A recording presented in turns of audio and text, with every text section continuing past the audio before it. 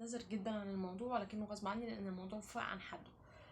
بنات كتير بتبعت لي انه قاعد يزن كتير عشان يحصل بينهم تجاوز، وقد كان حصل، ما بيردش عليهم، يعني الرجاله ما بتردش على البنات اللي بعتوا دول، فبتقولوا لي شوفوا لنا حل. في منهم اللي صبرت شهرين ما كلمتوش، صبرت 3 عشان اقول لها اتقلي.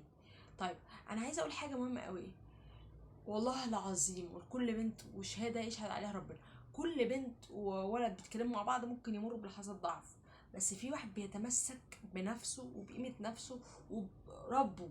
يعني انا فكره ان انا قاعده في الاوضه دلوقتي بصور مثلا، مفيش حد قاعد معايا، ممكن اعمل اي حاجه، ايوه بس ربنا شايفني، ربنا بيسامح، بيسامح، بس احنا يعني مش هنبقى كده، يعني بقينا كده ومرينا بلحظه ضعف. الراجل بالذات ما بيسامحش.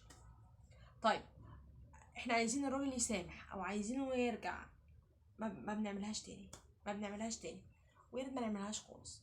عزي نفسك وقيمتك ويغلط فيكي يطلب تجاوز، لا حتى لو قالك يخونك يولع، لان البني ادم اللي مش غالي عند نفسه مش غالي عند غيره.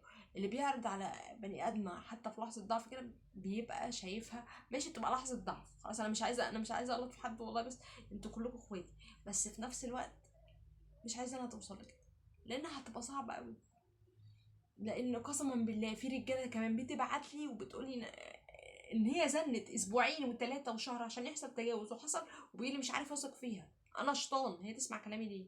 فانتوا متخيلين انتوا حاطين نفسكم في ايه؟ فلو سمحت لكل راجل يعني احترم نفسك واستنوا لما يتقفل عليكوا باب، ولكل بنت يعني استني لما يتقفل عليكي باب، استعيذي بالله، ما تكلميهوش بالليل، اعملي يعني تمسكي بربنا. انا ما مش شايف، وانه يرجع انك تسكتي خالص، خلاص انت تسكتي، وكمان ترجعي له شبكته وترجعي له حاجته، ولو رجع تفهمين ده مش هيحصل تاني لحسن يرجع ويفضل عايز يعيش في تجاوز، لان دي لحظه ومش هتتكرر تاني، وما اتمناش انها تعدي على اي حد. ويعني ربنا يعيننا من فضلكم، عزوا انفسكم عشان تلاقوا اللي يعزكم من فضلكم.